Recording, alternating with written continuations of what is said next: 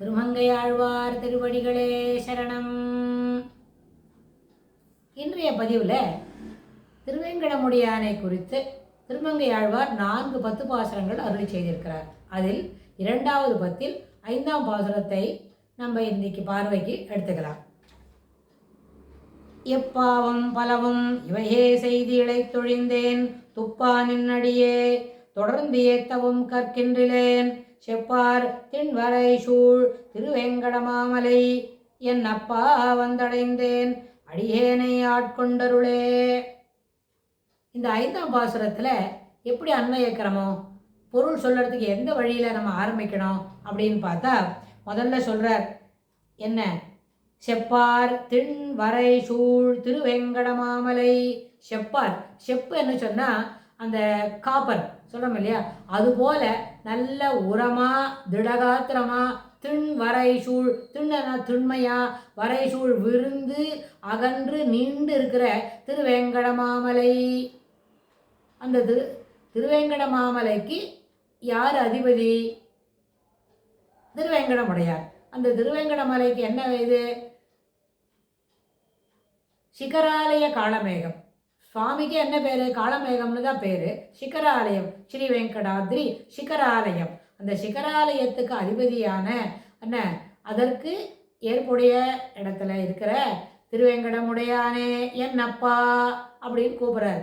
என் அப்பான்னு கூப்பிட்டா ஒரு அப்பா தந்தைக்கும் மகனுக்கும் உள்ள உறவு போல, அப்பா எல்லாம் உன்னை பார்க்கறதுக்கு வந்திருக்கேன் அப்படின்ற மாதிரி என் அப்பா அப்படின்னு நிறுத்திட்டு அதுக்கு மேலே என்ன சொல்கிறார், எப்பாவும் பலவும் இவையே செய்தி இழைத்தொழிந்தேன்.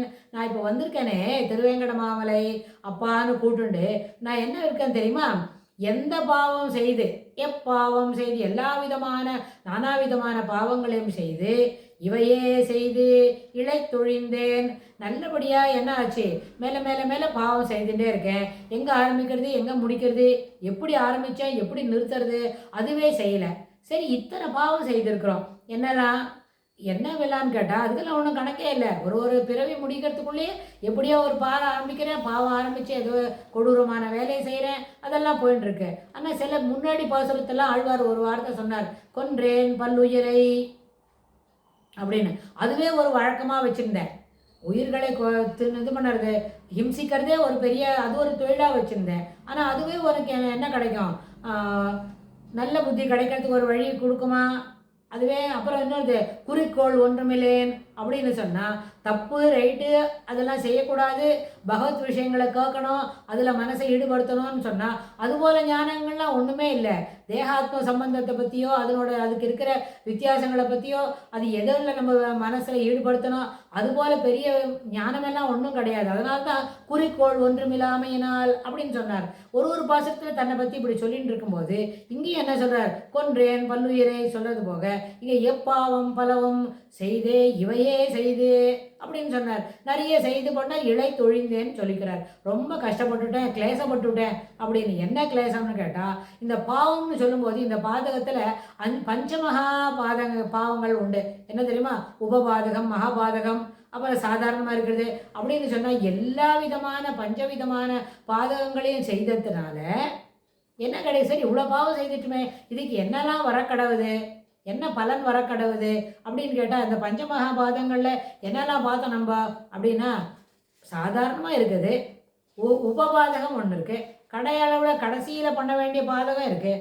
ஆனால் அதிபாதகம், உபபாதகம், மகாபாதகம் அப்படின்னு சொன்னால் எல்லாத்துக்கும் சேர்த்துட்டு இந்த பாதகத்துக்கெல்லாம் என்ன பலன் கிடைக்கும் அப்படின்னு சொன்னோடனே, அந்த பாதகத்தை கேட்ட உடனே இவ்வளோ பலன் கிடைக்கும்ப்பா உனக்கு, இதெல்லாம் உனக்கு இப்படி தான், இந்த நரகத்தில் தான் நீ போவே அப்படின்னு சொன்னோடனே ரொம்ப கிளேசப்பட்டாச்சு. அடடா, இங்கே போயிட்டா எப்படி திருப்பியும் மேலுக்கு வரவே முடியாதே அப்படின்னு சொல்லி ரொம்ப தனக்குள்ளே கிளேசப்பட்டுக்கிறார். எப்படி மேலே வருதுன்னு தெரியலையே அப்படின்னு யோசிக்கிறார். அந்த சமயத்தில் இத்தனை பாதத்துக்கும் நடுவில் ஒரு சின்ன சுகிருத்து கிடைக்கிறது. சுக்ருத்து, கிருத்தம்னா நல்ல வேலை, சுக்ருத்தம்னா நல்ல ஒரு வேலை கிடைக்குது. சுகிருத்துன்னு சொன்னால் ஹிருதயம், சுத்தமான ஹிருதயம், நல்ல ஹிருதயம். நல்ல ஹிருதயம் இருக்கிறவனுக்கு என்ன, நிறைய விஷயங்கள் தெரிய வரும், ஈஸியாக எளிதாக விஷயத்தில் நிறைய விஷயங்களை புரிஞ்சிக்க முடியும். சுக்ருத்துன்னு சொன்னால் இத்தனை பாதங்களுக்கு நடுவில் பாதகங்கள் செய்திருந்த போதிலும் அதுக்கு நடுவில் என்ன கிடைக்கிறது? ஒரு சின்ன துண்டு ருச்சி கிடைக்கிறது. என்ன ருச்சி? நல்ல காரியங்கள் செய்யணும் அப்படின்னு. அந்த நல்ல காரியங்கள் செய்தது என்னடா பண்ணுறதுன்னு கேட்டால், அது பலன் அளிக்கக்கூடிய அளவில் இல்லை, பெரிய பெரிய பலனெல்லாம் அதில் கம்ஃபர்ட்ஸ் கிடைக்கிற மாதிரி இல்லை.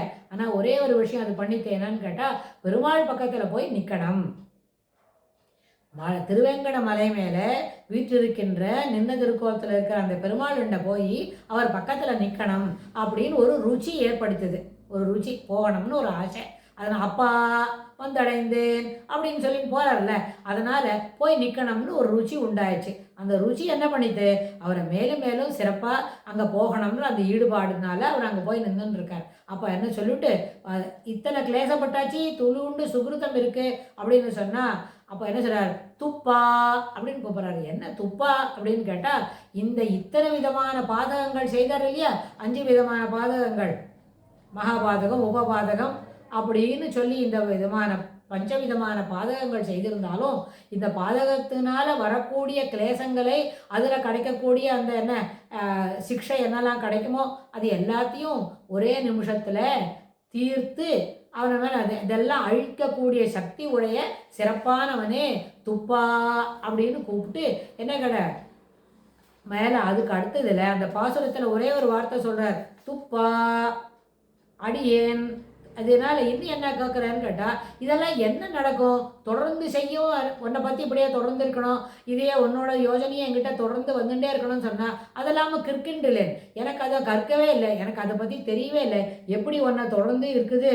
துப்பா நின் அடியே தொடர்ந்து, உன் அடியே தொடர்ந்து இருக்கணும். உன் கீழே என்ன சேவகம் செய்ய வேண்டும், உனக்கு கைங்கரியம் செய்ய வேண்டும்ன்றதும் எனக்கு தெரியாத போகிறது, தெரியவே இல்லை. அதை நான் இன்னும் கற்றுக்கவே இல்லை. அதனால் அப்பா வந்தடைந்தேன், என்னை ஆட்கொண்டருளே அப்படின்னு சொல்கிறார். அப்பா வந்தடைந்தேன், திருவேங்கடமாலை என்னப்பா வந்தடைந்தேன், அடியேனை ஆட்கொண்டருளே. இது மாதிரி வந்துட்டேன், உன்னோட திருவடி வாரத்தில் வந்திருக்கேன், என்னுடைய என்ன எடுத்துக்கணும், என்னை உன் கைங்கரியத்தில் ஈடுபடுத்தி கொடுக்கணும் அப்படின்னு. என்னடான்னு கேட்டால், நிருபாதக பந்து என்னவா இருக்குது, இதெல்லாம் ஒரு உபாதகமாக இருக்கல, என்ன கிடைக்கிறது அப்படின்னு சொன்னாலும் நம்ம சொல்கிறது எப்படி இருக்குது? நிருபாதக பந்துவா இருந்து அதுக்கே இந்த கைங்கரியத்தில் அதுக்கு ஒரு ஏதுவாக இதை பண்ணி அனுகுணமான விஷயங்களை செய்யணுமே. கைங்கரியம் பண்ணுறதுக்கு என்ன பண்ணினேன்? ஒன்றுமே பண்ணல, உன்னை தொடர்ந்து செய்யறதுக்கே கற்கின்றலேன்னு அவரே சொல்லிவிட்டார். அப்புறம் எப்படி கிடைக்கும் அப்படின்னு கேட்டால், இந்த நிருபாதக பந்துவாக இருந்து எனக்கு அனுகிரகம் பண்ணணும், என்னுடைய எண்ணங்களை நிறைவேற்றி கொடுக்கணும். என்ன என்ன எண்ணம் அவருக்கு? அவர் என்ன கேட்குறது? ஒரே ஒரு வார்த்தை, உன்னுடைய கைங்கரியத்தில் என்னை ஈடுபடுத்தி கொள்ள வேண்டும் அப்படின்னு முதல்ல கேட்டுக்கிறார். இந்த கேட்டுன்றதை சுவாமி நிறைவேற்றி கொடுக்குறார் அப்படின்றத அடுத்து வரப்போகிற பாசுரத்தில் நம்ம பார்த்து இன்புறலாம். ஆழ்வார் திருவடிகளே சரணம்.